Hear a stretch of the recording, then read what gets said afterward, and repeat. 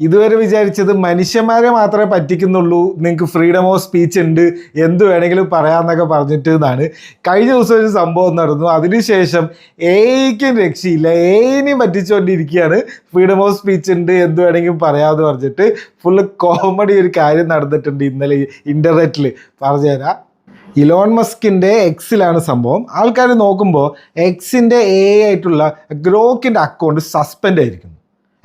Account suspend, അത് അവരുടെ കമ്പനീൻ്റെ തന്നെ എഐ ആയിട്ടുള്ള അവരുടെ അക്കൗണ്ട്, അതെങ്ങനെ സസ്പെൻഡ് ആവും എന്ന് ആൾക്കാർ കുറച്ച് നേരം ഇങ്ങനെ എന്താണ് സംഭവം എന്ന് അറിയാണ്ടിരുന്നു. എന്നിട്ട് ആരോടെ ചോദിക്കുക, ഗ്രോക്കിനോടെ ചോദിച്ചു, നിങ്ങൾ എന്തുകൊണ്ടാണ് നിങ്ങളുടെ അക്കൗണ്ട് ഒരു 10-15 മിനിറ്റ് സസ്പെൻഡ് ആയിട്ടുണ്ടായിരുന്നു, അപ്പോൾ എന്താണ് കാര്യം എന്ന് ഗ്രോക്കിനോട് ചോദിച്ചപ്പോൾ റിപ്ലൈ കൊടുത്തതാണ് ഏറ്റവും കോമഡി.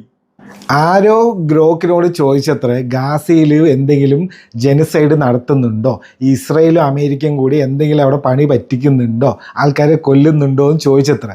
അതിന് ഗ്രോക്ക് ഒരു മറുപടി കൊടുത്തു. ഇൻ്റർനാഷണൽ കോർട്ട് ഓഫ് ജസ്റ്റിസും UN-ഉം ആംനസ്റ്റി ഇൻ്റർനാഷണലും എല്ലാവരും പറയുന്ന ഡാറ്റയൊക്കെ ഞാൻ നോക്കിയിട്ട് എനിക്ക് തോന്നുന്നത് അവിടെ ശരിക്കും ഒരു ജെനസൈഡ് നടക്കുന്നുണ്ട്, ആൾക്കാർ അവിടെ പട്ടിണി കിടന്ന് മരിക്കുന്നുണ്ട്, യുദ്ധം മാത്രമല്ല അവിടെ നടക്കുന്നത് എന്ന് റിപ്ലൈ കൊടുത്തു. ആ റിപ്ലൈയിലാണ് ഇങ്ങനെ പറഞ്ഞതിനാണ് അവർ അക്കൗണ്ട് സസ്പെൻഡ് ചെയ്തതെന്നാണ് ഗ്രോക്ക് തന്നെ വന്ന് പറയുന്നത്. അപ്പോൾ ഇതിൻ്റെ ഡാമേജ് കൺട്രോളിന് ഗ്രോക്കിൻ്റെ അച്ഛൻ തന്നെ വന്നിട്ട് പറഞ്ഞു, ഗ്രോക്ക് ഒരു ഡംപ് എറർ നടത്തിയതാണ്, ഗ്രോക്കിനൊന്നും അറിയില്ല എന്താ പറയുന്നത്, എന്തുകൊണ്ട് സസ്പെൻഡ് ചെയ്തെന്ന് ഗ്രോക്കിനെ അറിയില്ല എന്നാണ് ഗ്രോക്ക് ഉണ്ടാക്കിയ ആൾ പറയുന്നത്. ഗ്രോക്കിന് വിശ്വസിക്കോ, ഗ്രോക്ക് ഉണ്ടാക്കിയ ആളിനെ വിശ്വസിക്കോ?